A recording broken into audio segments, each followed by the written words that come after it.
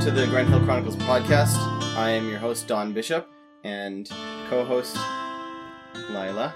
I'm super excited to be here, by the way, because I haven't been on. Oh, thanks, yes. I propose we trade things when we talk. So we have a soothing chime ball. Uh-huh. That we're going to pass back and forth. And we're not doing a good job so far of talking only when we have the chime ball. Wait, so I wanted to say I'm really excited to be here because I've only done the one episode that Don split in half and published in two. I haven't had a chance to be back, so I'm really excited to be back. So I don't consider this to be a really real episode. As Joanna Penn would call it from the Creative Penn podcast, I would call this, or she would call this, an in-between-isode. I've been frustrated with what I feel as to be a lack of progress, and so I just wanted to come and talk it out with you guys, and hopefully feel a little bit more at peace with how things are going. Vindicated. No, just kidding. Wrong word, but yeah, a little bit. Yeah. So, who goes first? Should I break into my topics? Oh, can I say kind of a preliminary thing first? I just wanted to say, I have, oh yes, thank you. I have word finding problems. So, this will make me feel better if I just put this out there. So, a lot of times I have to go through like 4 or 5 synonyms or related sounding words or similar sounding words or that have similar letters in them before I finally land on the word that I'm trying to find. So I just feel self-conscious about it because it makes me feel really dumb. So I just wanted to say that. Yeah. There you go. So like I said, I've been feeling frustrated with lack of progress. So I think we'll start this episode with complaints. So yeah, this is an in-between-isode. We're not going to do any story or narration. We're not going to do any world building. Well, maybe a little bit of world building. Not really. We're going to talk about it. Meta world building, I guess. But complaints. So my grapes aren't sprouting. I posted in the blog a couple of weeks ago that I'd planted my grape seeds that I've been carrying for 2.5 years, and they're not sprouting. Granted, it can take like up to 3 months, I think they said, for them to sprout. Didn't you? No, oh, really? You don't, because according to the instructions that I found online, you're supposed to winter them for 3 months. So you put them in the fridge, and I did it for 1 month because I started late. But it said they should sprout in 3 weeks, and I think I planted them 2.5 weeks ago.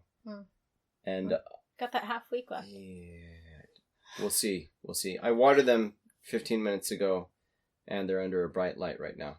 I was suggesting to Don that he should do. Maybe we should get rid of this ball. It's just gonna be. It's distracting. a good calming sound, though.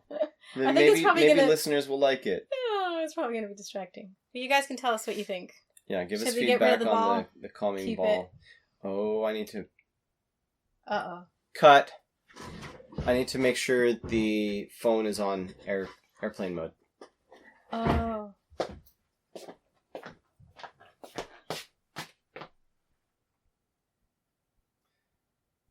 Trying to do it all in one cut. I can't see the airplane mode. There it is. Because of these rubber bands.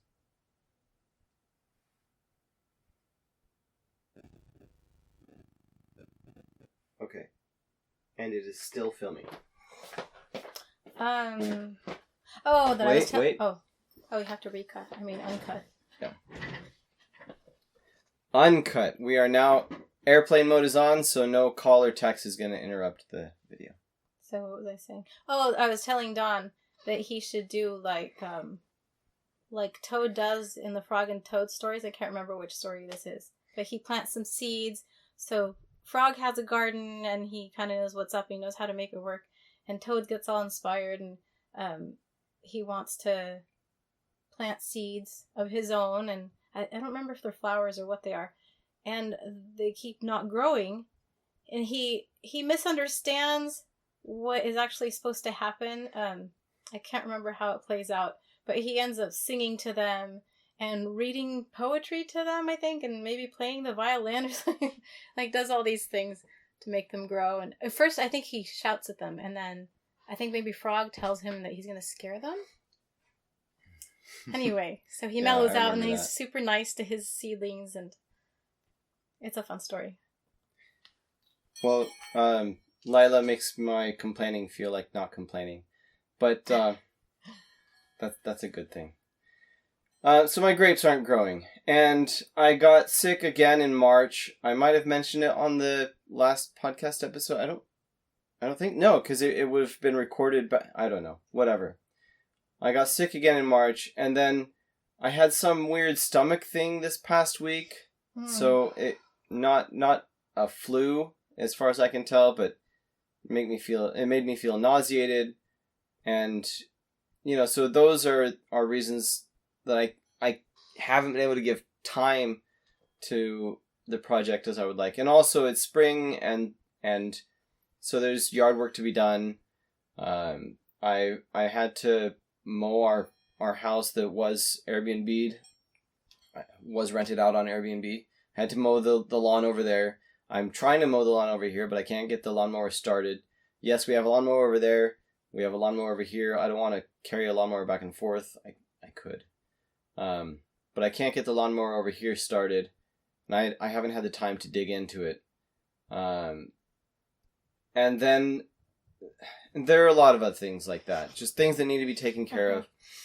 And then there's Airbnb. If you remember from our January episode where we had our guest leave in October after smoking in our house for 6 months. Just chain smoking, whatever, and... When you said we had our January episode when we had our guest leave, and I was like, we had a guest on the podcast? How exciting! Not our podcast guest, our house guest, or our rental guest. I figured it out.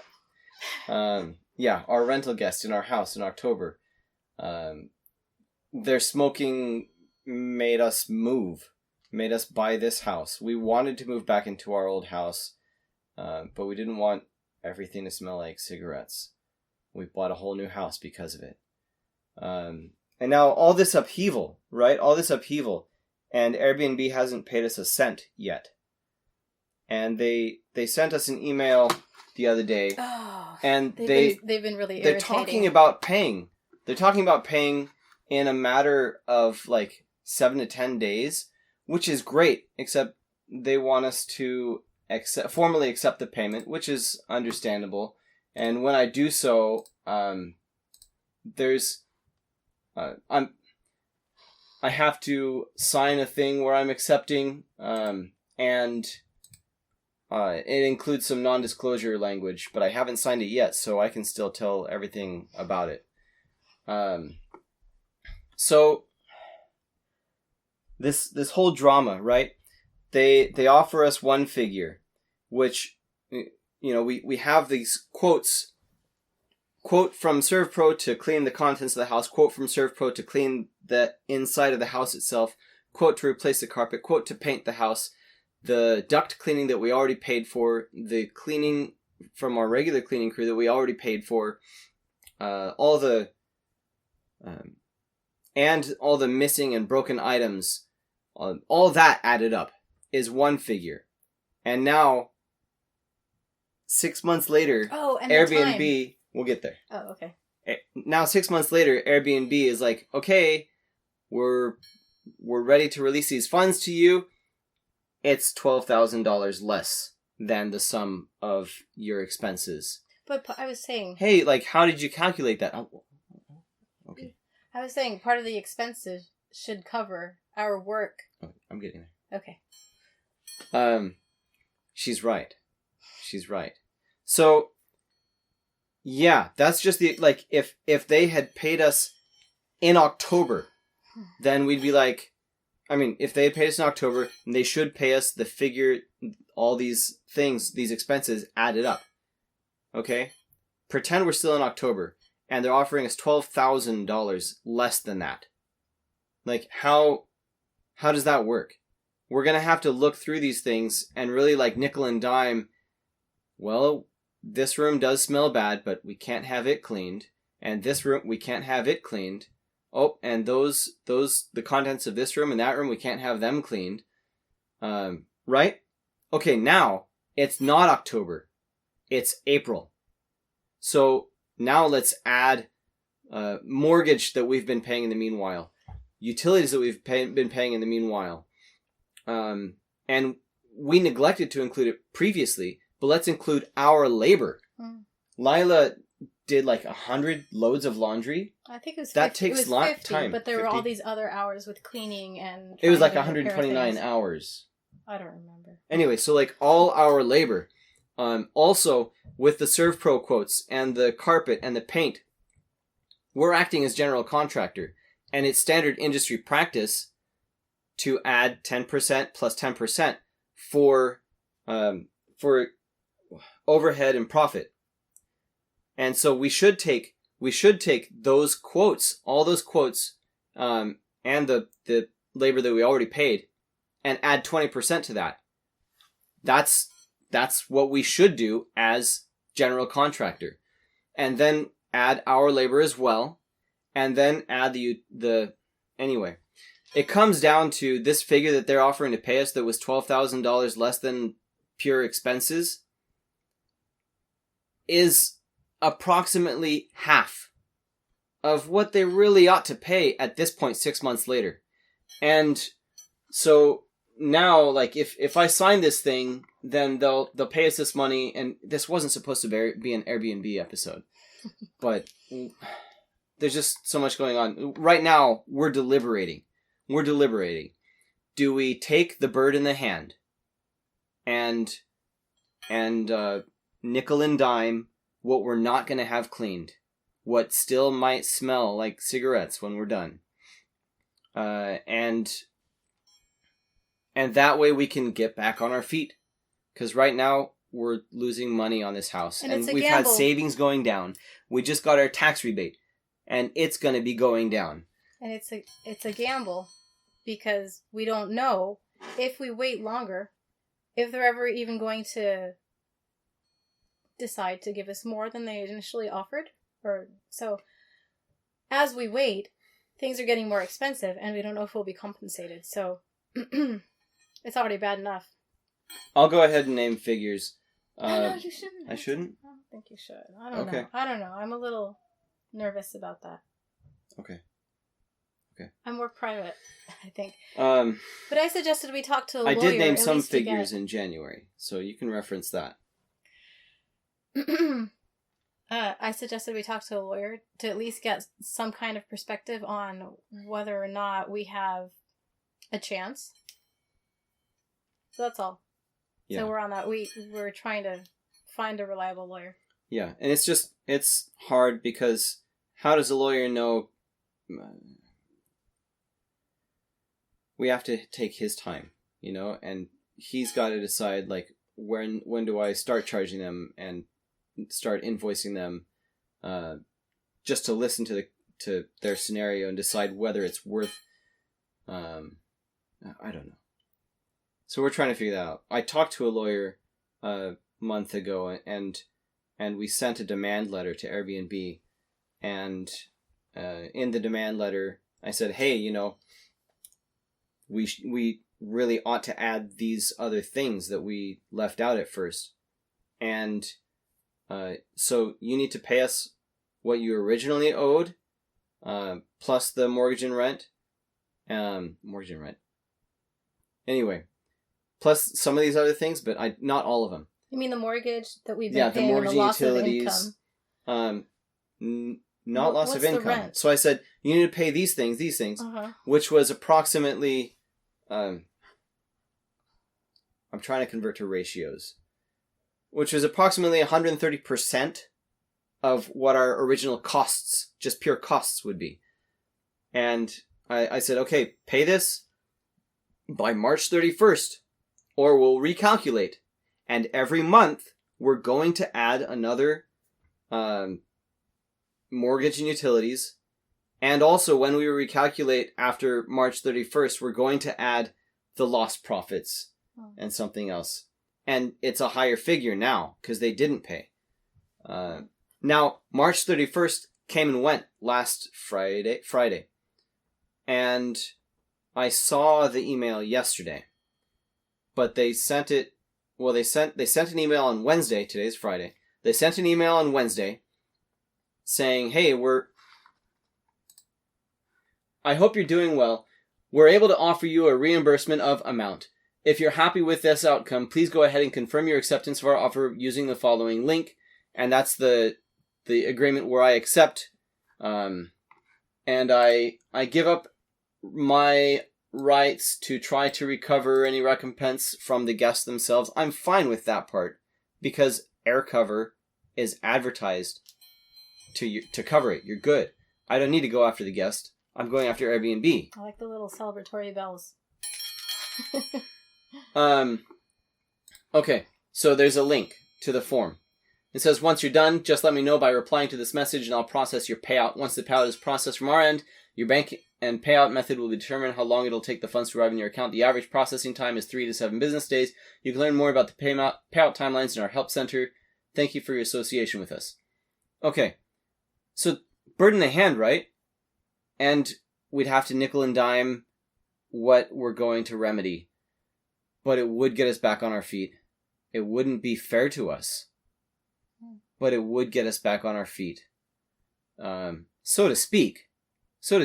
We still moved. We moved out of we didn't move out. We never moved back in. But we bought a new house. Instead of moving back into a house and Lila settles in very carefully. And she determines that how she's going to set things up. And it takes her a lot of work and a lot of time.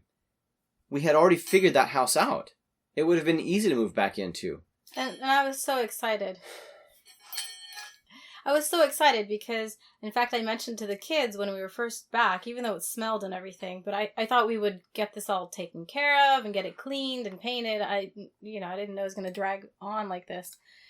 Excuse me.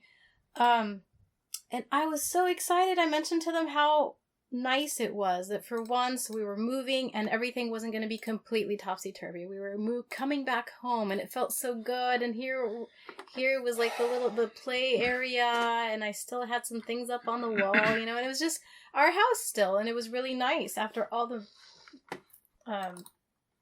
extreme amounts of moving that we've done.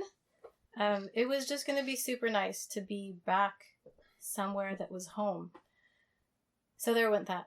And we're still dealing with the fallout because we still can't use our stuff. I mean, we can use some of it, but there's just a lot of stuff we can't use. Oh, that book's still at the other house. Oh, this is still smelly. It hasn't been cleaned, so we can't bring it yet. And our lives are on hold, and it's just not fair. And we bought this house in late 2022. We bought the other house in spring of 2019. So the mortgage on this house, because we had to get a house that we would fit in, the mortgage on this house is significantly more expensive than the other house. And so like talking about trying to get into being independent authors, we've got a much higher hurdle to get over. Like our income need is significantly higher because our house got smoked in for 6 months. And we were forced to buy when dragged their feet. Yeah. And we were forced to buy when interest rates were really high. So thanks Airbnb. Yeah. Bureaucracy, I understand it, but they could have been faster than 6 months. And I'd like to say something.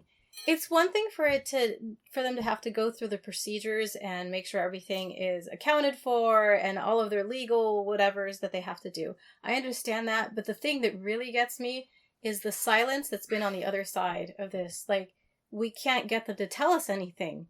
And it's just been, like, months of this. And they feed us little crumbs, kind of keep us happy, like, oh, we're working on it. And never really tell us anything till, they have at a few points in time. But it's just been really aggravating. And it's weeks, or I think between maybe even at one point a month apart.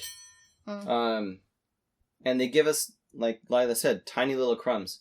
So I talked to my dad, who is a lawyer in another state. So he can't really help us. He can kind of help us. And he says the positive thing is they're communicating with you, but they didn't tell you how they arrived at their number, which I asked. They said their number in late January, and I asked how they got there. No response. They didn't decline. Oh, and we can't talk to them on the phone. It's only email. If we call their help line, it's a call center in India that can't help with these matters. They're just not prepared. Okay, but they didn't tell you how they arrived at their number. Just as you broke down for them the amount of your demand, they should break down how they arrived at their amount and why they rejected or excluded some of your numbers. It's their first offer, so of course it's lowball. They know you need to bring this to some kind of resolution. Oh, I was going to note that March 31st came and went. Their lawyers received my demand letter about 2 weeks, probably a week and a half prior to that. So then here we are, the week following the expiration of the demand letter, when we're probably gearing up to talk to a lawyer and move this a step higher and maybe get ready to take it to court. And we get an email on Wednesday, and we get the same identical email on Thursday. So I don't know if it's just that their processes are weird and messed up internally, and they finally hit a point where they can send me this email, and they're also disorganized, and so they didn't remember that they sent it, and they sent it again the next day. Or they're trying to make sure that I got it, so I don't take them to court. I don't know.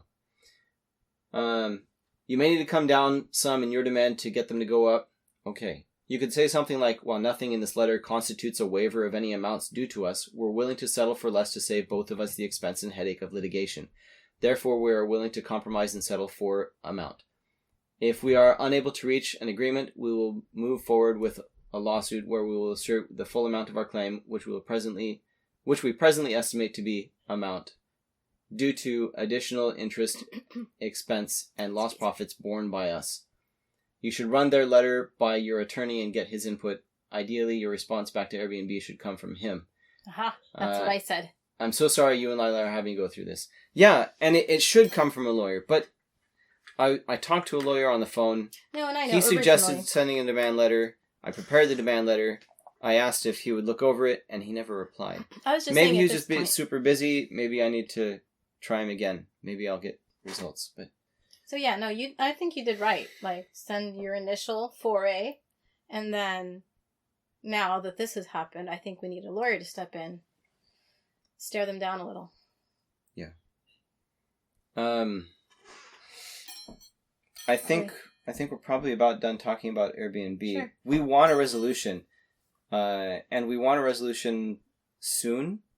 We even talked a few days ago, before we saw these emails come in.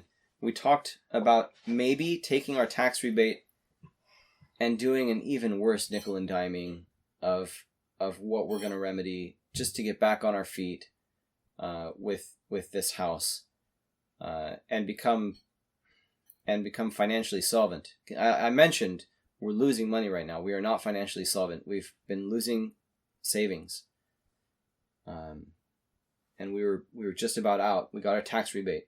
So we're on the clock, and so it's take the bird in the hand, even though it's an unfairly low amount. Unfairly scrawny bird. Yeah. Or hunt the two in the bush that we really should have. Mm-hmm. I think we're done talking about Airbnb. What do you think? Sure. Let's do something fun. Okay. Wait. Let me check the time. How long? I don't want to have too long of an episode. We've been running recording audio for 26 minutes. By the time we cut it down, it's probably 20. Because we were setting up. We didn't set up. We had to cut at one point. After editing, we're probably like 23 minutes. Let me look at what we want to cover and make sure we're not going to go excessively long. Maybe we'll split this discussion in 2 episodes again. Where did I put sticky notes? There it is. So we did our complaints. And he has a category of complaints. We have you know what? My things are short. Yeah, do your surprises. Okay. So we can end this episode on a positive note, and then we're going to keep talking, and we're going to record the next episode right now after the surprises, and it'll be the next episode when it comes out. So, I was thinking, I'll have 3 surprises, so why not save 1 or 2 for the next? I mean, we'll see how it goes. Okay. Okay. Here, can I hold the ball? No. I don't know what these surprises are. It's nothing big. It's just that we never get to talk. So I figured we'd do our talking here, and it'd be kind of fun. Oh, yeah, so I was saying all of these things take time away. Sorry, you probably can't hear me very well when I'm ringing the bell. All of these things take time away from being able to write, from being able to... and I was sick. I felt awful, and I didn't keep up my social media presence. And that's kind of important if you're trying to build a brand. So, you've been not seeing me as a ghost on social media the past, week and a half. But, yeah. Okay, so this is the kind of mundane things I find excitement in. Because life is so difficult these years. So anyway, we went to an Easter barbecue thing at Dawn's work today. Took the whole family. And we got back and I was unloading the car and Rose had borrowed something from me and we were looking for it. And I found the thing eventually. But I found this. Road trip bingo. It's a used car, and we just discovered this. We've only had it a few months. This was in the car. Yeah, this was in the car. This was in our car. Uh-huh. In Inigo. Where was it? Oh, Inigo Montoya, because we mount. That's confusing, because there are other model names that are, like, there's that have Mont in them. Oh, I wasn't thinking of that. Yeah. Okay. Anyway, sorry, you were asking where I found it? Yeah. It was in the back of the driver's seat. There's like a little folder thing. Like in the pouch? Yeah. So yeah, it's so totally fun. And Rose went ahead and used it already on the trip that we'd had driving around town. Oh, that was another exciting thing. I feel like there was something else I was going to say. So I love car games, like fun things that the kids can do in the car. And I like doing them too, even though I never do anymore, but, so I'm excited. You want another? Yeah. Okay. Ta-da! Colors. So for the audio, people not watching the video, yeah. She pulled out a color palette on a paper color palette. A 4-page. To pick a paint color? Well, so we need to repaint the deck, right? And I came across this as I was organizing the garage. At our old house. Here too. Yeah, because it's coming. We need to get it before it all starts to rot. Because Virginia is really harsh on decks. It rains a lot. Yeah. So anyway, so I wanted to propose. We have to do one of the solid color ones, I think, because it's an older deck. I want to green this time. We keep talking about green for things, and then we never do. Oh. Okay. I'm just putting it out there. We have a choice of several different greens. But when are we going to... I guess after Airbnb pays the full amount. I mean, I don't know when we're going to do it. Then we'll have the money to paint the deck. I don't know when we're going to do it, but I came across this and I thought, well, it's something that needs to get done, and these are some colors we can choose from, so... They're fun colors. Yeah. That's all. I have one more, but we'll save that for later. Okay. Oh, here. Sorry. I'll drop another nugget before we go. I've been working on creating a logo for Grand Hill Media, and it might also be an emblem used in the country of Grand Hill. Like maybe it's on their banner. So I've been playing with ideas, and you probably don't know this yet, but Grand Hill was founded by the union of 3 smaller cities or towns that were relatively near to the Thallon Rose. In those days, long before our story begins, the Thallon Rose was just in the countryside. But then anyway, these three towns unified and formed the country of Grendhill. And so here we are, and I want something that represents the Thallon Rose and the three towns that formed it. And I'll post one image, one possible version, along with the podcast episode. It might be the episode art. So if you load this podcast up in Apple Podcasts or Spotify or wherever, I think I'll use this image as that image right next to the episode.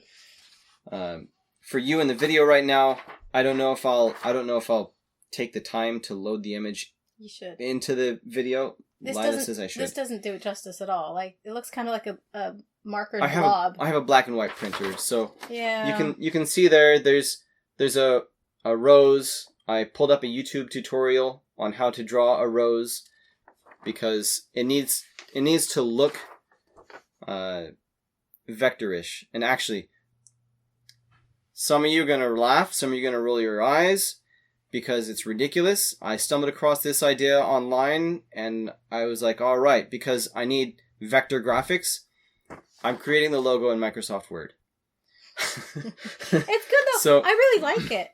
And, like I say, this black and white printout totally doesn't do it justice. It's a really pretty rose. It has some shading. It's complex and jewelly, and I really like it. Kind of like stained glassy. Like, when I work with GIMP, GNU image manipulation program, and you make the shapes, and then like you fiddle with them, you move them around, you change colors, you wind up with artifacts at the edges, at the borders between colors, and where it's done some anti-aliasing or anti-aliasing. I think it's aliasing. I don't know. But you can't really have that in a logo because that's dumb and it looks bad. So yeah, Microsoft Word. And you'll see another version with the next episode. And actually, if you're following the story of the Grendhill Chronicles on Royal Road or on Wattpad or on Substack, then you've already seen this image because I posted it with this week's revised chapter that I posted. So follow the story on Royal Road, Wattpad, or Substack. They're all great platforms, honestly. But yeah, just go and search for Grendhill on there, and you'll find me. Follow and read the next section every Wednesday. You can read a significant portion of the beginning of the Grendhill Chronicles on thorn.link/Grendhill already, but I'm doing some revisions, so I'm posting those revisions on those other platforms. Anyway, that's where we'll stop this episode, and we'll stay tuned for more surprises next time. Yeah. Or one. Yeah. And hopefully we've gotten all the complaining out. Yep. See you next time.